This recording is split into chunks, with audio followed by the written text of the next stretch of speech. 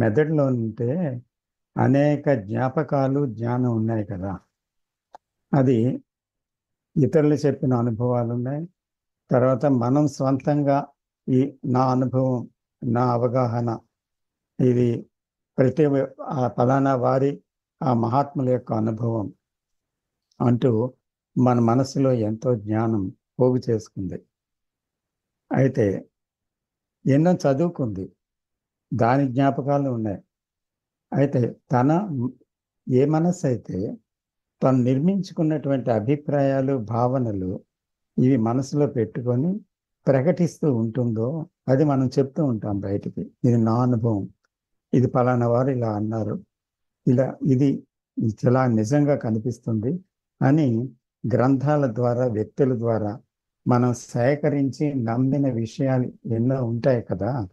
ఆ విషయాలు ఆ ఆ విషయాల్ని మనం ఏం చేస్తున్నామంటే దాంట్లో నమ్మిన విషయాల్లో కొట్టుకుపోవడం. కానీ ఒకవేళ అలా కాకపోతే వాటికి విలువ ఇస్తూ మనం జీవించినప్పుడు, ప్రతిస్పందించినప్పుడు, రియాక్ట్ అవుతున్నప్పుడు ఇది నా అనుభవం అనే గట్టి విశ్వాసం కలిగి ఆ అనుభవపు ఉచ్చులో నుంచి మనము ప్రవర్తిస్తూ ఉంటామన్నమాట. అనుభవం యొక్క ఉచ్చు అంటే దాని యొక్క లిమిటేషన్స్, అంటే దాని యొక్క పంజరం. సో ఆ అనుభవాలే మనల్ని నడిపిస్తూ ఉంటాయి. ఆ నమ్మకాలతో ఇది నా అనుభవం అని ఛాతీ మీద చేసుకొని చెప్తాం, ఇది నాకు జరిగింది అంటాం అన్నమాట. అందుకే భగవంతుడు, అతని ఉనికి గురించి ఎవరు చెప్పినప్పటికీ కూడా నీకు నువ్వు ప్రత్యక్షంగా దాన్ని కనుక్కోకపోతే అప్పుడు అది నమ్మకం మాత్రమే అవుతుంది. ఏం పలికినా చిలక పలుకులేదు. కేవలం అది స్వతసిద్ధమైనది కాదు. It is a second hand knowledge. అంటే భగవంతుడు అనే మాట తప్పకుండా భగవంతుడు అనేటువంటి ఒక వాస్తవం కానే కాదు. కానీ మనం మాటల్లో తగులుకుంటున్నామా, అంటే ఉండిపోయామా, ఆ మాటలకు బందీ అయ్యామా, ఆ మాటల్ని నమ్ముతూ వెళ్తున్నామా, లేకపోతే నిజంగా ఆ సత్యం ఏంటి అని ప్రశ్నిస్తున్నామా, తెలుసుకుంటున్నామా? వినది చాలా చాలా ముఖ్యమైనది అన్నమాట.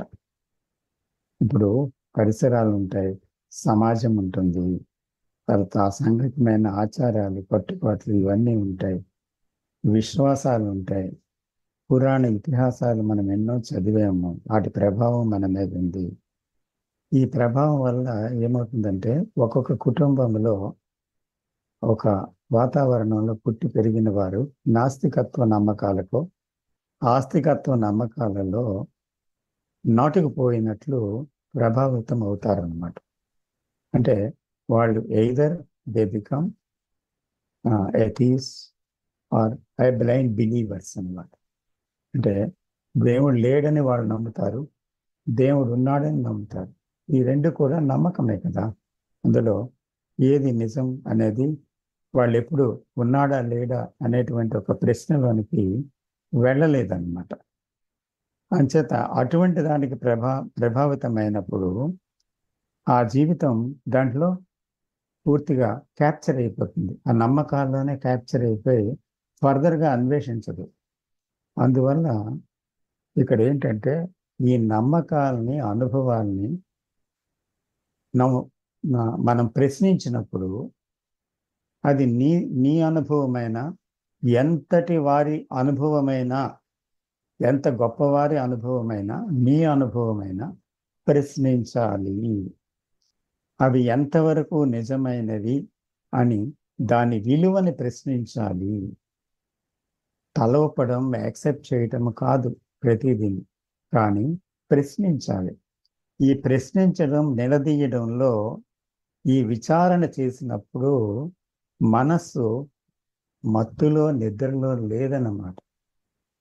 యాక్టివ్గా ఉంది, చురుగ్గా ఉంది, కానీ నిశ్శబ్దంగా ఉంది. ఇందాక మనం చెప్పుకున్నాం కదా, the old mind must be active, at the same time it is in silence. సైలెంట్గా ఉండాలి. ఇట్ మస్ట్ బి సైలెంట్ అని. అంటే దాని అర్థం ఏంటి? ప్రశ్నించడంలో ఒక యాక్టివిటీ ఉందన్నమాట, యాక్టివ్గా ఉందన్నమాట.